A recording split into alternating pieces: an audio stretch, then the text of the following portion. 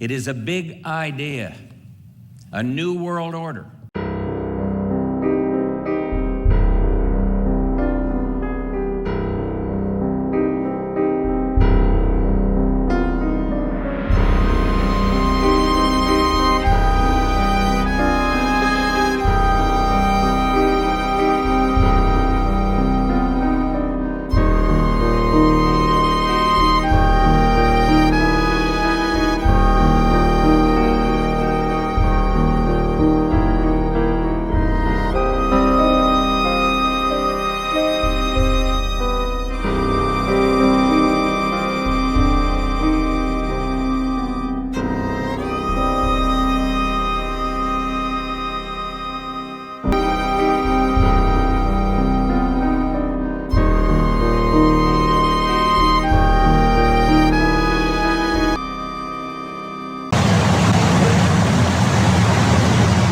These scenes of twisted metal and crumpled cars, mud-soaked debris in the aftermath of a flash flood that tore through a community in New Mexico, leaving death and devastation in its wake.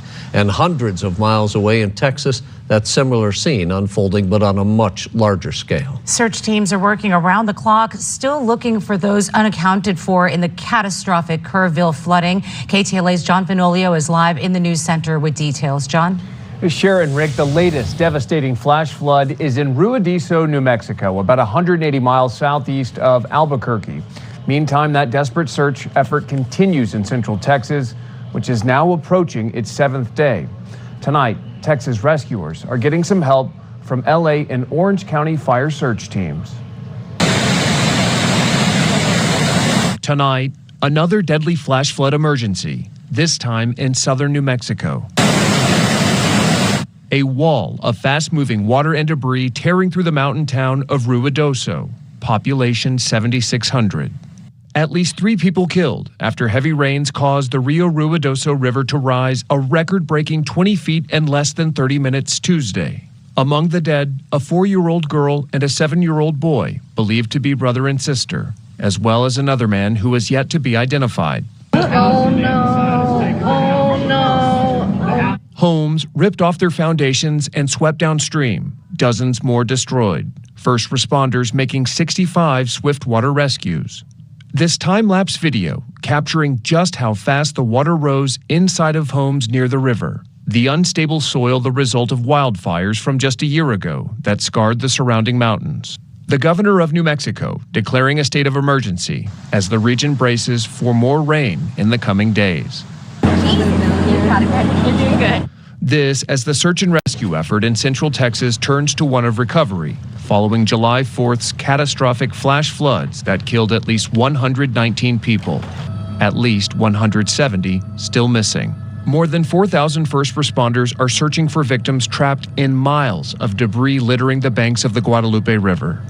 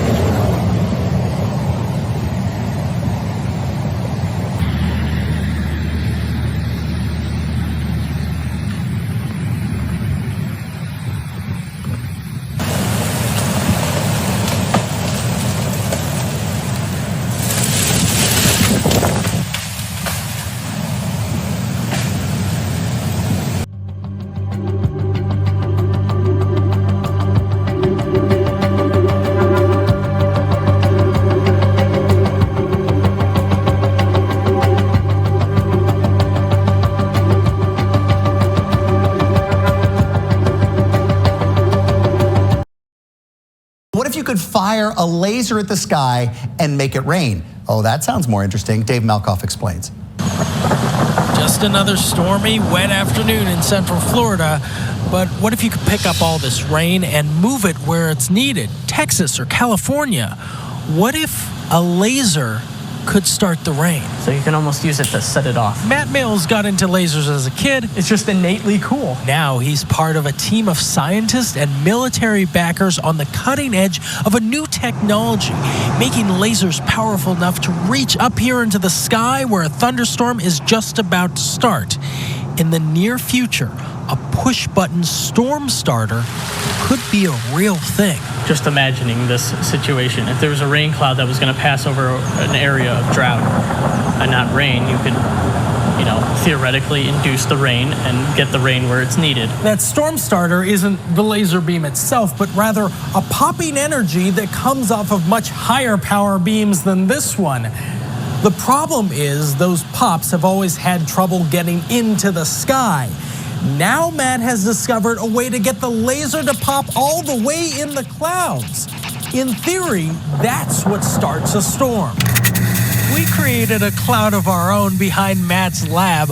A few months ago, Matt's colleagues in Arizona got this working experimentally.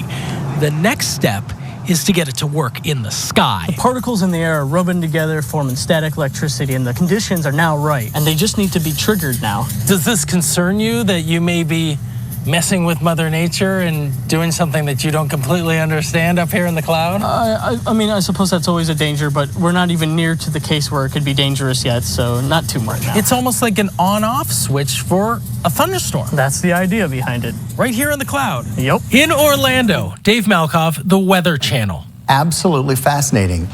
Absolutely fascinating. And it could change a lot of things, like these areas of drought that we're watching in the West, if it actually worked. All right, let's move on to sports. That was amazing. I saw those lasers at a cabaret in Tampa. It made it rain there too. But this morning, I'm going to start my flooding, you guys. But check this out.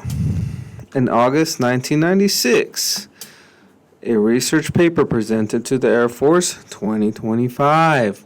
And those are the people involved. You guys can read that. Colonel Tamsy J. House, Lieutenant Colonel James B. Neer Jr., Lieutenant Colonel William B. Shields, Major, whatever. But we're going to read these disclaimers and, like table of contents, these things. But what do you find fascinating on this is required capability. Why would we want to mess with the weather? Why do we mean by weather modification? Like the global weather, come on, look at concept of operations. That's crazy, guys. Fog, storms, they can do a lot of things. Artificial weather. Dude, this is crazy. This is insane. I'm showing you this right now. I'm doing a video because not a lot of people are down enough to do a video of showing the full content of this whole summary. So look at this executive summary. In 2025, U.S. Aerospace Forces can own the weather by capitalizing on emerging technologies and focusing development of those technologies to warfare fighting applications. Such a capability offers the warfighter tools to shape the battle space in ways never before possible.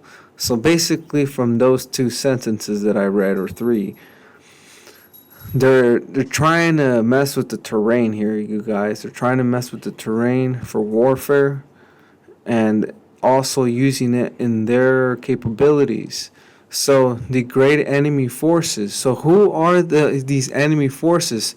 Precipitation enhancement, floodlines of communications, reduce PGM, wreck efficientness, decrease comfort level morale. What does that even mean? You get what I'm saying? And who are the enemy forces? Deny operation, storm enhancement, precipitation denial, deny fresh water, induce drought, space weather, disrupt communications radar, disable, destroy space assets, fog and cloud removal, deny concealment, increase vulnerability to PGM wreck.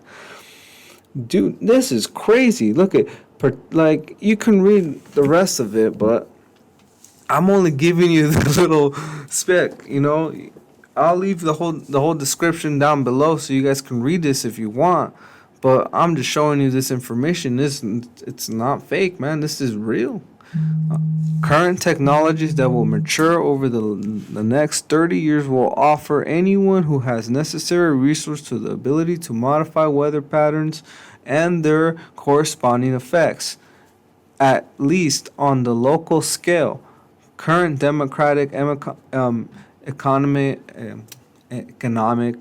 and environmental trends will create global stresses that provide the impetus necessary for many countries or groups to turn this weather modification ability into a capability. So, yeah, you guys, they're working on this. They're working on this hard.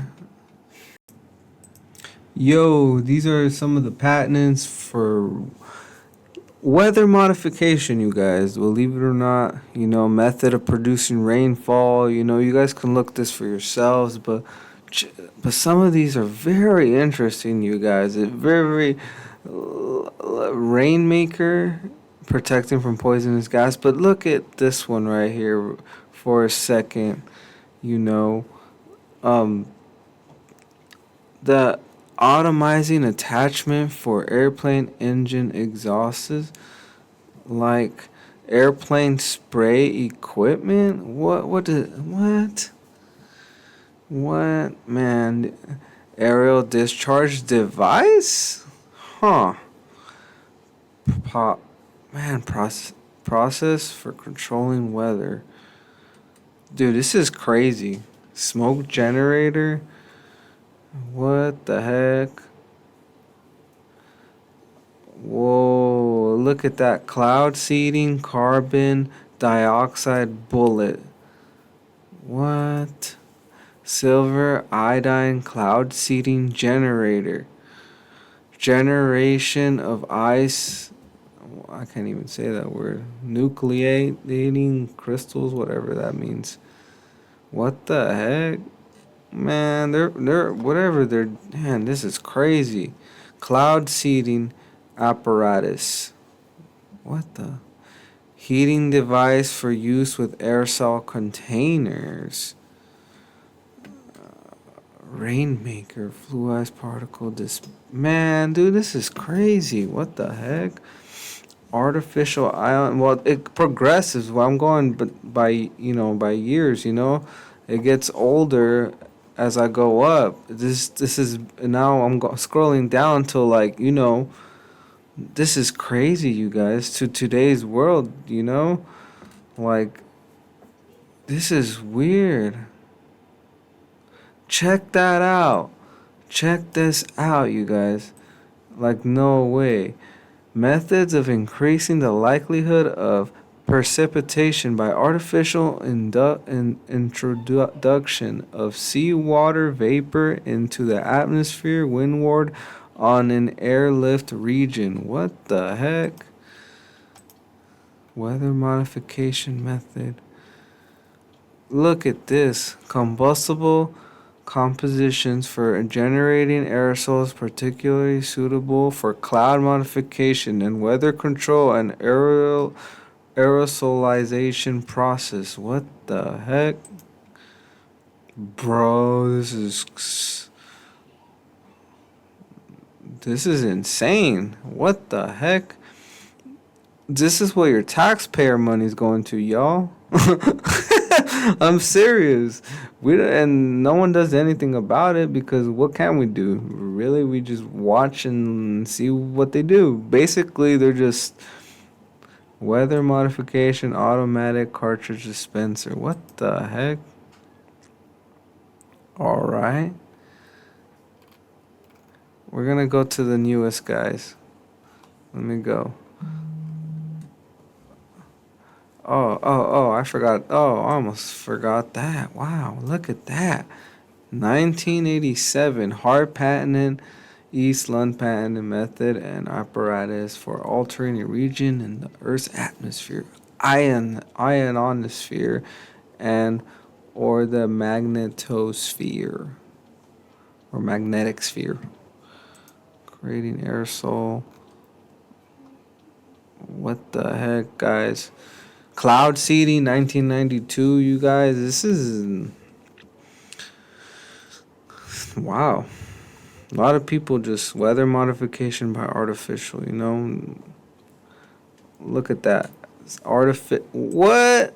Artificial satellite. Wow. This was in 2000, you guys. This, you know, this is in 19. Wow, look at that. Reverse them, of course, you know, those numbers. Wow, you guys. Wow, you guys, this is insane. You guys can see this for yourselves. I'm telling you guys, I'll leave the link below for this if you guys want to see this. But yeah, folks, this is crazy. Yo, look at this, guys. We are on that next rad radar. I'll leave in the description below for you guys to see, but these are the time frames by hours, you guys. These are not, you know, fast, you know what I'm saying? This is by day, but this is speed up for you guys. But as you guys can see, Texas is getting hit, obviously, tremendously by weather modifications. While as you guys can see on the bottom part of Texas by the sea, you guys can see green lasers shooting abnormally diagonally towards Texas, right? Like, this is unbelievable, you guys. This is happening, you know, and it's just continuously the whole time it's progressing and getting bigger, and it's spreading more towards the eastern side of the U.S., you guys. So this is crazy. This is crazy, and a lot of people are not going to believe anything about it because they just don't, you know, do the research or look this up for themselves. But, you know, as me being a very smart ass, you know, sorry about my cussing, but I'm not that sufficient with this technology, and I'm still working on it. But as you guys can see, even California, check out California. They're getting hit with whatever the heck that's going on. You can see those lasers going psychotically over there in California.